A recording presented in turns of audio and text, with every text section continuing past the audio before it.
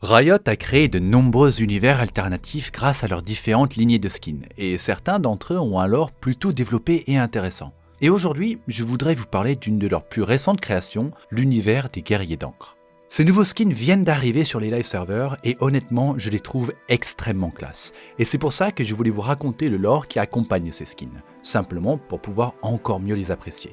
Et en plus, Riot a carrément sorti une espèce de bande dessinée animée pour accompagner la sortie de ces skins, que vous pouvez découvrir directement dans le client de LoL. On commence avec le petit paragraphe pour présenter cet univers alternatif avant de passer aux différents champions qui en font partie. La ville de Rabadon prospère grâce à la magie. Quiconque contrôle la magie contrôle Rabadon, et le contrôle de la cabale est total. Ceux qui osent lui résister sont mis au pas ou éliminés. Mais la rébellion approche. Dotés de tatouages qui leur confèrent de redoutables pouvoirs magiques, les rebelles feront tout pour renverser la cabale et rendre la ville au peuple, quitte à y laisser la vie. On se retrouve donc dans un scénario comparable à si la Rose Noire prenait le contrôle total de Noxus par exemple, avec des rebelles qui essayent de leur faire face en invoquant le pouvoir d'anciens esprits à la puissance démesurée.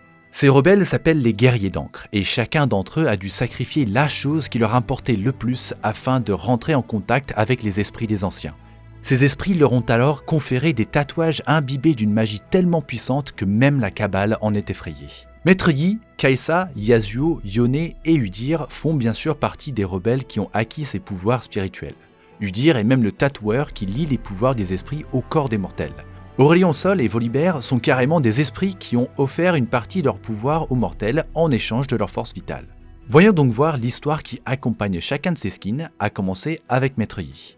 Refusant le contrôle de la cabale, la famille de Maître Yi décida de fuir la ville de Rabadon, mais fut vite anéantie. Afin de faire face à ces démons, Yi est devenu l'un des premiers guerriers d'encre, sacrifiant son espérance de vie en échange d'un tatouage magique, lui donnant le pouvoir de se dresser contre la cabale. Il ignore combien de temps il lui reste, mais il sauvera sa ville, et il aura sa vengeance.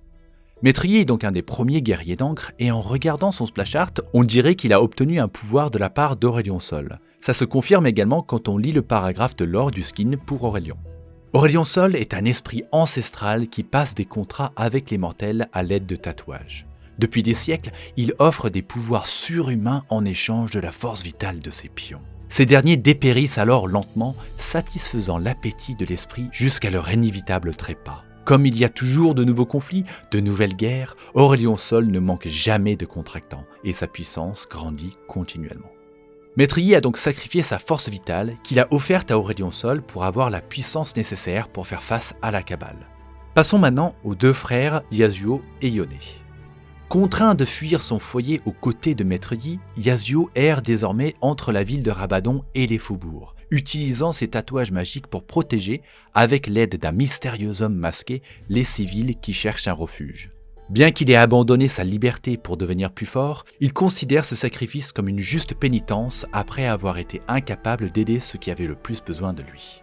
Et pour Yone, deux frères ont perdu leur foyer et sont devenus des guerriers d'encre. L'un d'eux a abandonné sa liberté, l'autre son identité.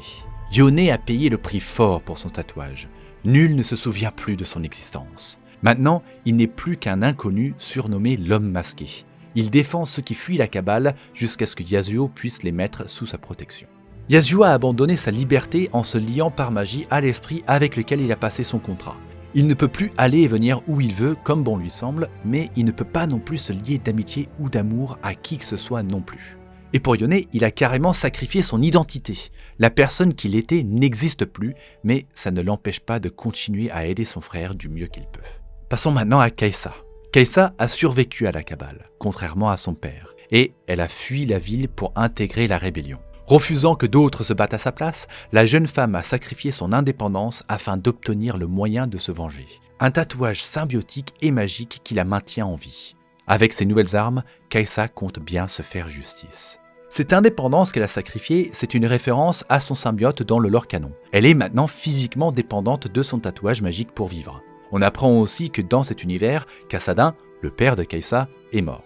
Logiquement, on ne devrait donc pas se retrouver avec un futur skin Kassadin guerrier d'encre, sauf si Riot décide de faire un petit plot twist. Maintenant, pour Udyr, le tatoueur des guerriers d'encre. On peut d'ailleurs le voir sur son splash art en train d'attribuer un tatouage à Yasuo. En tant que tatoueur des guerriers d'encre, Udyr a dû donner beaucoup de sa personne. Il a sacrifié des parties de lui à différents esprits et couvert son corps de leur contrat arcanique afin de décupler son don de double vue. Il voit les âmes de ceux qu'il marque, le prix qu'ils doivent payer, et il les lie aux esprits qui leur accorderont le pouvoir de faire ce qui doit être fait. Donc Udyr a signé des contrats avec plusieurs esprits, pas qu'un seul.